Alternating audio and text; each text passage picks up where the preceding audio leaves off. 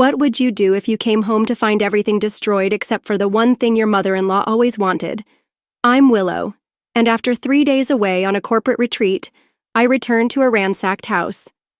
Furniture overturned, papers scattered, but nothing valuable taken except for my grandmother's letters. The safe was open, the combination known only to a few, and when I found the receipt for a duplicate key, I knew exactly who was behind it.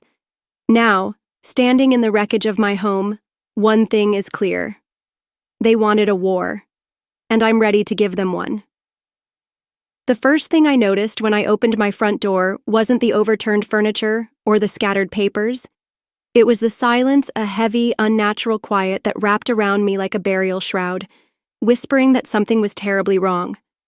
I'm Willow, and I just spent 3 days at a corporate retreat, learning how to trust my colleagues through ridiculous team-building exercises. Now I'm standing in my ransacked living room, realizing I should have been more concerned about trusting my own family. My fingers trembled as I dialed Caleb's number. 1 ring, 2 rings. The familiar click of voicemail, of course. My dear husband was probably at his mother's house, pretending not to know why his wife was calling. Caleb, someone broke into the house. The safe is open. Call me back immediately. I walked through the wreckage of my violated home, taking inventory of the damage. Photo frames turned face down, drawers pulled out and emptied, couch cushions slashed open. But they hadn't been searching for money or jewelry. No, this was personal. They went straight for what mattered most, my grandmother's letters, the only pieces I had left of her. My phone buzzed. Not Caleb. Evan from work. "How's the drive back?" he asked. "Someone broke into my house," my voice cracked. "The safe, they knew the combination." "Evan, Jesus, are you okay? Do you need me to come over?" "No." I kicked aside a torn magazine, frustration boiling up inside me. "I know exactly who did this." I glanced at the mess around me. Meredith's fingerprints are all over it. She's been after those letters for months. "Your mother-in-law? Why would she?" "Because she can't stand that Caleb married someone who won't bow to her every whim." My voice was low and tight. I moved through the kitchen where even the cabinets had been emptied. "She thinks those letters prove my grandmother's family wronged hers decades ago, some ancient real estate dispute she refuses to let go of." "Call the police," Evan urged. "And tell them what?" I laughed bitterly. That my mother-in-law used a key my husband probably gave her to steal family documents? That my sister-in-law probably helped because she's bitter about her divorce and wants to ruin someone else's marriage? I shook my head. "They're too smart for that. They'll say Caleb gave them permission. It'll be my word against the entire Miller family." The basement door stood ajar. I hadn't checked down there yet. "I have to go, Evan. I need to see what else they took." "Willow, wait." I hung up and descended the stairs, each step creaking under my feet. The basement light flickered on, revealing more chaos, but something caught my eye. A small piece of paper trapped under a fallen box. I reached for it and pulled it free. It was a receipt from a hardware store dated 3 days ago for a duplicate key. My phone buzzed again. "Caleb." "Where are you?" I asked before he could speak. "At Mom's." "Listen, Willow, I can explain." "Did you give her a key?" Silence. "Then she said she just wanted to look for some old family photos while you were away. I didn't think—" "You never do think when it comes to her, do you?" I crushed the receipt in my fist. Those letters were all I had left of my grandmother, Caleb, the only things that were truly mine. "We can talk about this when I get home." "No!" My voice was sharp, cutting through the air. "We'll talk about this in front of everyone. I'm coming over there right now, and Caleb, tell your mother to prepare for war." I ended the call standing in my destroyed basement, surrounded by the wreckage of trust. They thought they could break me, make me submit to their control like everyone else in their lives, but they had no idea what they just started. Sometimes, the most dangerous opponent isn't the one who strikes first. It's the one who knows to strike back harder. Meredith's pristine living room made my skin crawl. Everything perfectly arranged, not a cushion out of place, while my house lay in ruins across town. The family photos on her walls told their own story. Caleb and Sierra's childhood moments carefully curated to show Meredith's version of reality. Not a single picture of my wedding day among them. I have no idea what you're talking about. Meredith's voice dripped honey-sweet poison as she poured tea into delicate cups. Caleb gave me permission to look for old family albums while you were away. Nothing more. Chloe sat beside her mother, arms crossed, wedding ring conspicuously absent. You're being hysterical, Willow, as usual. I placed the hardware store receipt on the coffee table. Funny how you needed a new key made 3 days ago, planning ahead. Caleb shifted in his seat, eyes darting between his mother and me. Maybe we should all calm down. Oh, we're very calm, I said, watching Meredith's perfectly manicured fingers tighten around her teacup. Just like we were calm last Christmas when you went through my phone while I was sleeping, or last month when you showed up unannounced at my office to check on me. I worry about my son, Meredith said. Someone needs to look out for his interests. His interests? My laugh felt like broken glass in my throat. Or yours, Mother. She was right about you from the start. Chloe leaned forward, eyes gleaming. You never understood our family. Always keeping secrets, hiding things in that safe of yours. Those letters belong to my grandmother. Letters that prove your family cheated ours 60 years ago. Meredith's mask cracked. That property should have been ours. Your grandmother knew exactly what she was doing when she... Mother! Caleb's warning came too late. I stood slowly, pieces clicking into place. So you admit you took them? Meredith's face smoothed over instantly. I admitted nothing, and you have no proof. You're right. I pulled out my phone, thumb hovering over the record button. But I will. Caleb, are you coming home or staying here? He looked at his mother, then at me. Always torn, always choosing the path of least resistance. I think maybe we all need space to cool off. Wrong answer. I headed for the door, pausing to look back at Meredith. You know what's funny?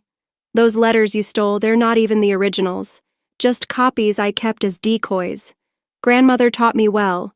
Always keep what matters most where manipulative people can't reach it. Meredith's teacup clattered against its saucer. You're lying. Am I? Guess you'll have to wonder about that, along with what else I might have hidden away. I met Caleb's eyes. Don't bother coming home tonight. Or maybe ever. Willow, wait. He started to rise, but Chloe grabbed his arm. Let her go, she said. She's just trying to manipulate you, like always. I closed the door on Meredith's perfectly ordered world and walked to my car. My hands shook as I gripped the steering wheel, but not from fear.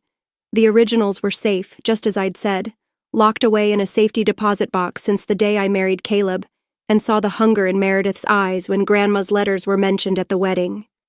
My phone buzzed. Evan again.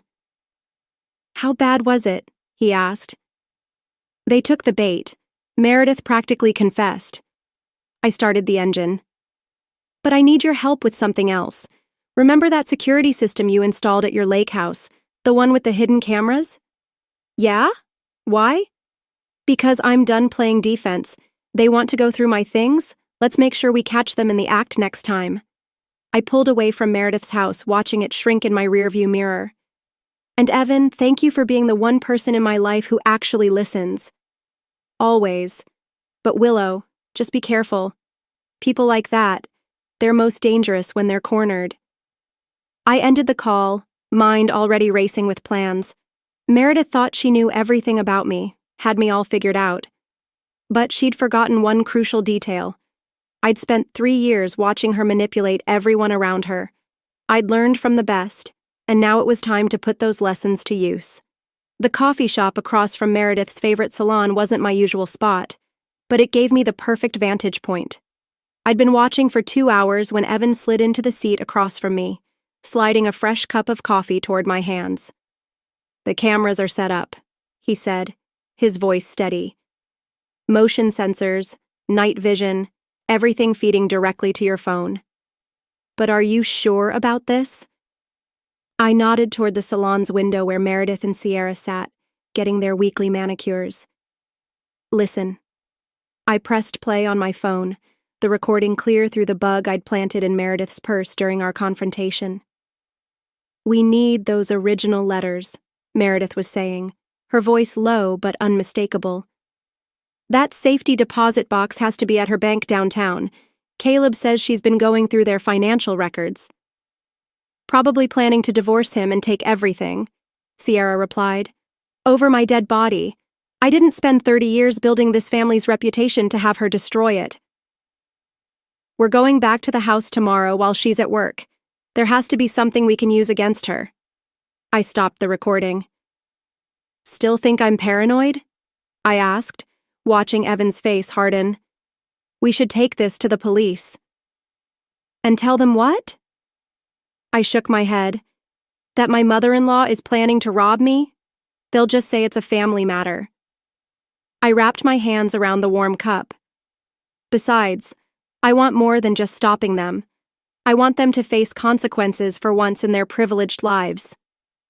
My phone buzzed. Caleb calling again. Third time today. I declined it without hesitation. He's been sleeping at their house, I said, bitterness coating my words. Probably plotting with them, trying to figure out where the originals are, or maybe he's worried about you. Then he should have worried before giving them a key to our house, I muttered, the coffee turning bitter in my mouth. Before choosing them over me again. A text from Caleb. Please come home. We need to talk. Home? I said, my voice thick with frustration. Like that means anything anymore. Evan leaned forward, his gaze softer now. Willow, I know you're hurt, but... The salon door chimed, cutting him off.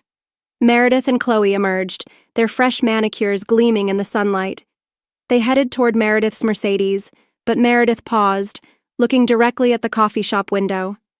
I didn't move, couldn't breathe. Her lips curved into a knowing smile. She knew I was watching. Time to go, I said, standing abruptly, gathering my things. They'll be at my house tomorrow at 10, according to their usual schedule. That's when we catch them. We? Evan raised an eyebrow. I thought you wanted to handle this yourself. I did. I do. But my hands shook slightly as I gathered my things. I can't face them alone anymore. I need someone in my corner. Always. He touched my arm gently. Just promise me something. Don't let revenge consume you. I've seen what it does to people. I watched Meredith's car pull away, remembering the day she'd first shown her true colors our wedding reception, when she'd cornered me in the bathroom. You'll never be good enough for this family, she'd said. One day Caleb will realize that. This isn't about revenge, I told Evan, my voice firm.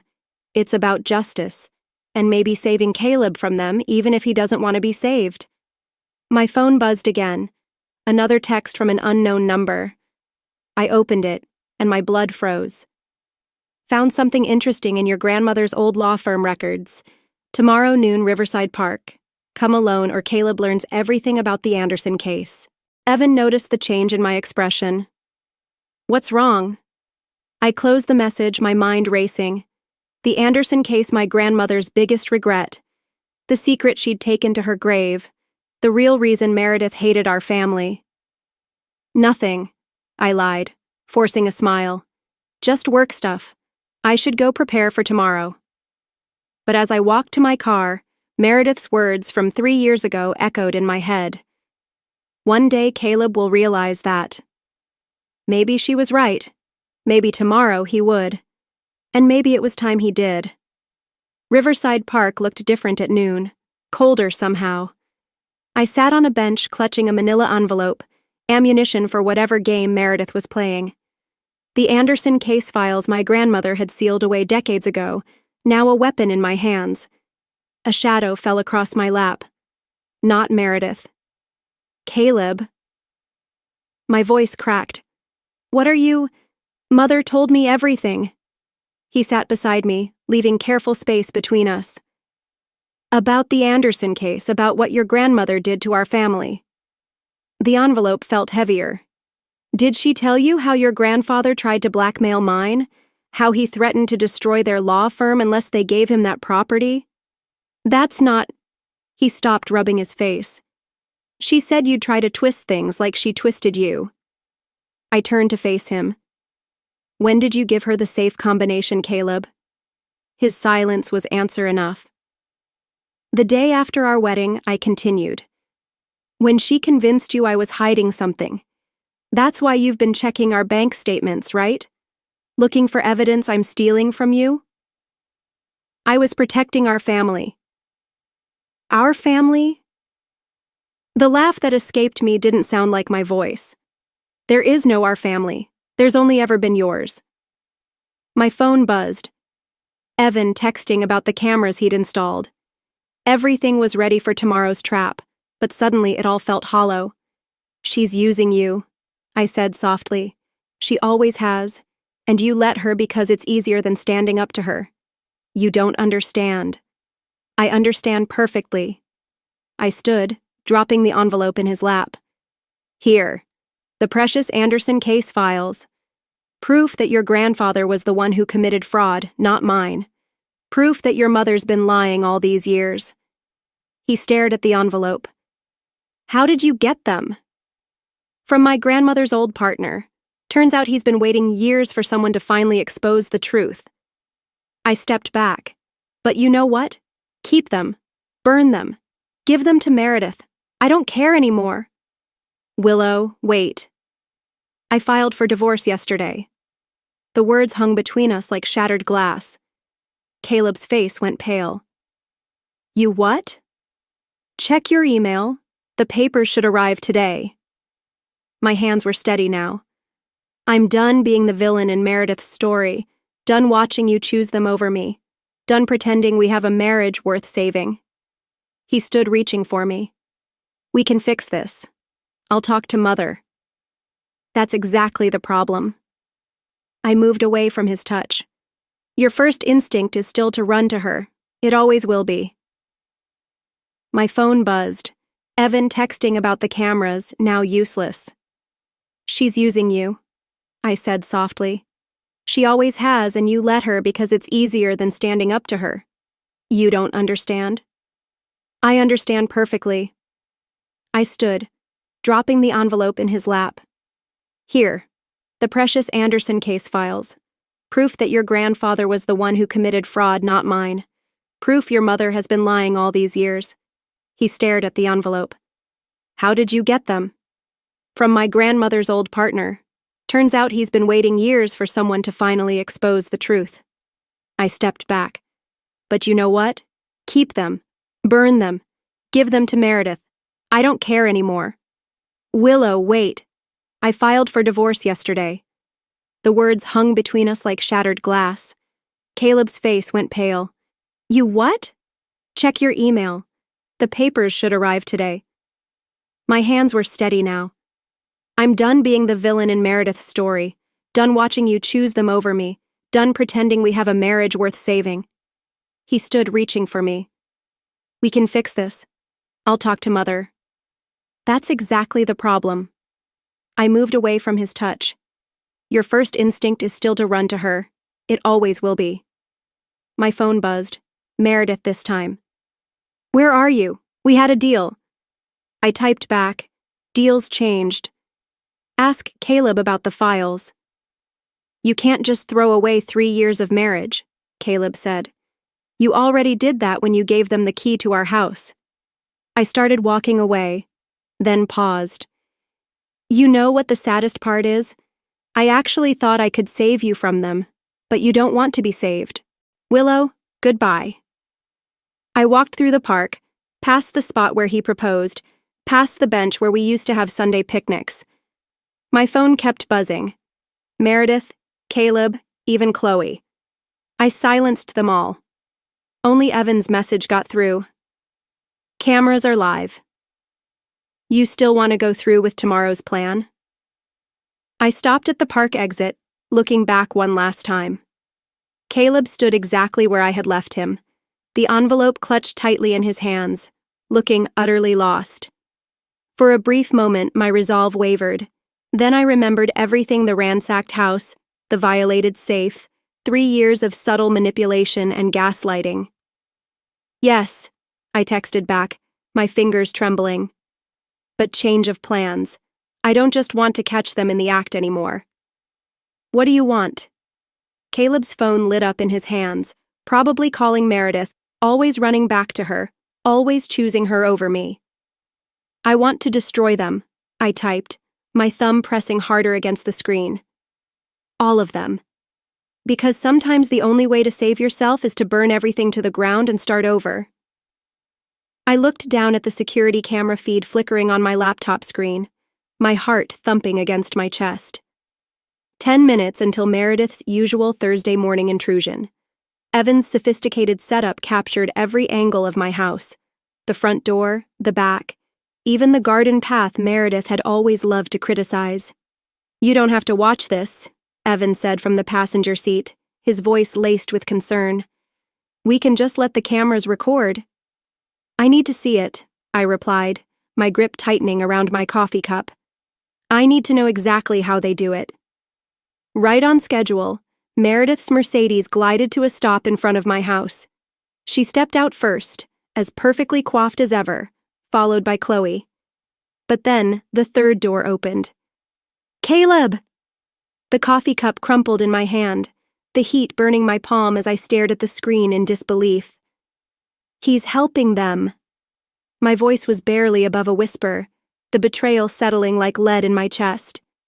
They approached the front door, Caleb glancing nervously over his shoulder. Meredith said something, gesturing impatiently. He pulled out a key, not a copy, but his original. "Jesus," Evan muttered, his eyes wide. "Willow, maybe we should wait." I grabbed his arm, eyes fixed on the screen as a fourth figure emerged from Meredith's car. A man in an expensive suit carrying a briefcase. He looked familiar, but I couldn't place him. "That's James Morton," Evan said, his voice quieter now. "Meredith's lawyer. I've seen him at charity events." The group disappeared inside my house. I switched between camera views, watching them move through rooms with a disturbing familiarity. Meredith directed them with the precision of a general commanding troops. "The study," she said, her voice clear through the hidden microphones. "Those Anderson files have to be here somewhere." "Mother, she said she gave them to me," Caleb protested, his voice strained. "Weekly copies, obviously." "You think your wife would give up her only leverage? Search everything." I watched them tear through my home again, but this time, everything felt different. I saw Caleb's hands shaking as he opened drawers, Chloe's smirk of satisfaction as she knocked books off shelves, and Meredith's mask slipped when she thought no one was watching, revealing raw desperation beneath.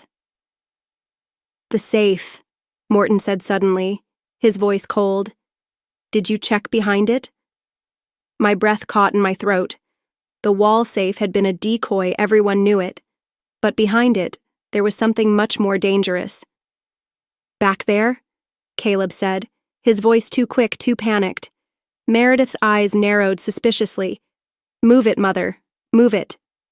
I grabbed my phone, fingers hovering over the 911 button, my pulse pounding in my ears. Behind that safe was a hidden compartment installed by the previous owner, one I had never told anyone about. Inside were documents far more damaging than anything to do with the Anderson case, evidence of Meredith's own financial misconduct, carefully gathered over 3 years of watching and waiting. Caleb stepped forward, then stopped abruptly. "No," he said, his voice steady for the first time in this whole ordeal. "This ends now. We're leaving." Meredith turned on him, her face twisting with rage. "What did you say?" "I said no," Caleb repeated, his tone stronger. "This ends now. We're leaving. After everything I've done for you." Meredith's calm cracked. "That woman has poisoned you against your own family. That woman is my wife." "Not anymore," Morton interrupted smoothly. "The divorce papers were filed yesterday. You have no legal right to." I stepped into the doorway, phone recording everything. Breaking and entering. Destruction of property conspiracy. They froze like guilty children, except Meredith. She smiled that knowing smile. Perfect timing, dear. We were just discussing the Anderson case and other family matters. I can see that. I moved further into the room, Evan close behind. But you made one mistake, Meredith. You got sloppy. Desperate? I don't know what you mean. The Anderson case was never about property fraud, was it? It was about covering up what really happened. What you did. Her smile slipped. You're confused. The real documents aren't behind that safe. They're already with the district attorney. I met Caleb's stunned gaze along with proof that your mother embezzled millions from her own charity foundation. That's why she's so desperate to find evidence against my family, to protect herself. The room erupted in chaos. Meredith lunged for her lawyer, Chloe started screaming, Caleb stood frozen between them all. But I kept my eyes on Meredith, watching her perfect world crumble. Sometimes revenge isn't about destroying someone. Sometimes it's about letting them destroy themselves, and sometimes justice comes from simply telling the truth. The police lights painted my living room in alternating red and blue. Sat primly on the couch, tears streaming down her perfectly made-up face as she spoke to the officers. I was just trying to protect my son, she sobbed, from her. She pointed at me, and I watched 3 years of careful planning crumble. Mrs. Miller was threatening our family, Morton added smoothly. We have evidence of her harassment, her obsession with destroying her mother-in-law's reputation. The break-in was merely an attempt to recover documents that rightfully belonged to the family. My phone felt heavy in my pocket, the recording of their intrusion now useless. They got ahead of me, turned it all around, just like Meredith always did. That's not true, Caleb said suddenly. All eyes turned to him. Mother, stop, just stop. Meredith's tears vanished instantly. Caleb, dear, you don't understand. I understand perfectly. He stepped away from her toward me, but I backed away. Too little, too late. The embezzlement accusations, they're true, aren't they? That's why you've been so desperate to destroy Willow's family's reputation, to cover your tracks. Everything I did was for this family. Meredith's mask shattered completely. That money secured your future, your sister's future, and she jabbed a finger at me. Threatened to ruin everything. The officers exchanged glances. One spoke into his radio. Mrs. Meredith Miller, we're going to need you to come down to the station. This is absurd. I'm the victim here. She turned to her lawyer. Morton, do something. But Morton was already edging toward the door. I think our professional relationship has concluded, Meredith, given the circumstances. Everything happened quickly after that. Meredith screaming as they led her away, Chloe following, wailing about family loyalty, Morton slipping out during the chaos, the evidence I'd gathered being collected, documented, tagged. Caleb stayed. Willow, he started. Don't. I wrapped my arms around myself, suddenly cold. I didn't know about the charity money, about any of it, I swear. But you knew about the break-ins, the harassment, the lies? My voice cracked. You chose them. Every single time you chose them. I can fix this. Fix what? I gestured at our destroyed home. My grandmother's letters are still gone. Our marriage is over. Your mother's going to jail. What exactly can you fix? Evan appeared in the doorway. Willow, the detective needs your statement. I moved to follow him, but Caleb caught my arm. I love you, he said desperately. Isn't that worth something? I looked at his hand on my arm, remembering every touch, every promise, every moment I'd thought we were building something real. Then I remembered watching him help them break into our home, watching him choose his mother's lies over my truth one last time. Love without trust isn't love, I said quietly. It's just another form of control. I pulled away, leaving him standing in the wreckage of our life together. The detective waited with more questions, more forms, more procedures. hours of explaining how I'd gathered evidence of Meredith's embezzlement, how I documented her harassment, how I'd watched my marriage die slowly under the weight of manipulation and lies. Later, alone in my car, I pulled out my grandmother's last letter, the real one, not the copy Meredith had stolen, the one I'd kept close all these years. "Remember, dear heart," she'd written, "sometimes winning means walking away. Sometimes the greatest victory is in refusing to play their game at all." My phone buzzed. Caleb again. I declined the call and started the engine. In the rearview mirror, I could see him standing in the doorway of what used to be our home, looking lost. For a moment, my heart ached, but as I drove away, I realized something. In trying to destroy Meredith, I'd almost become her manipulative, obsessed with control, willing to sacrifice anything for victory. My grandmother had been right. The real win wasn't in bringing Meredith down. It was in finally setting myself free. The courthouse hallway stretched endless and cold. I sat on a hard wooden bench, watching Meredith's society friends whisper among themselves as they waited for her arraignment. 3 weeks since the break-in, and still they couldn't quite believe their charitable board president was facing embezzlement charges. Caleb appeared at the end of the hall, dark circles under his eyes. Sierra clung to his arm, shooting daggers at me with her eyes. I focused on my phone, pretending to read emails. "Willow," his voice was closer than I expected. "Can we talk?" "The divorce papers are with your lawyer," I said without looking up. "Just sign them." "That's not—" He sat beside me, too close. "Mother wants to make a deal now." I looked at him. "A deal?" "She'll return your grandmother's letters, all of them, if you drop the charges." A laugh bubbled up, bitter as coffee. "Grass, you really don't get it, do you? She's still my mother, and that's all that matters, right?" I stood, needing distance. Even after everything she did, everything she stole. "She made mistakes." My voice carried, making heads turn. "She systematically destroyed our marriage, terrorized me in my own home, stole millions from her own charity. Those aren't mistakes, Caleb. They're choices."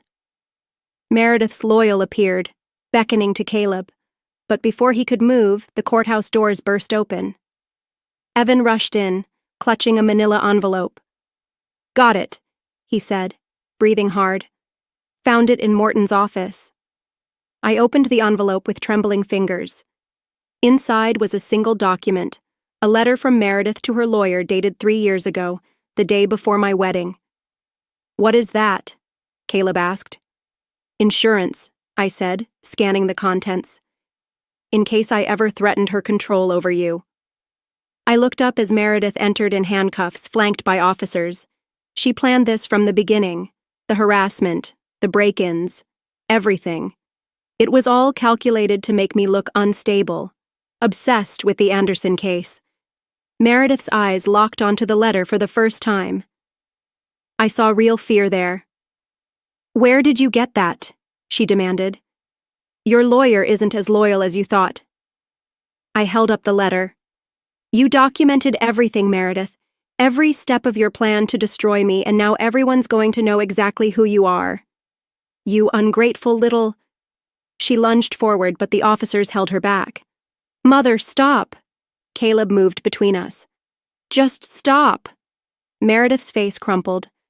"Everything I did was for you, to protect you from her," she sobbed. "From what?" Caleb's voice cracked. "From being happy? From having a life outside your control? She never loved you like I do." "No," I interrupted. "I loved him enough to let him choose. You loved him enough to make sure he never could." The whispers around us grew louder. Meredith's friends watched in horror as their perfect society matron shattered before their eyes.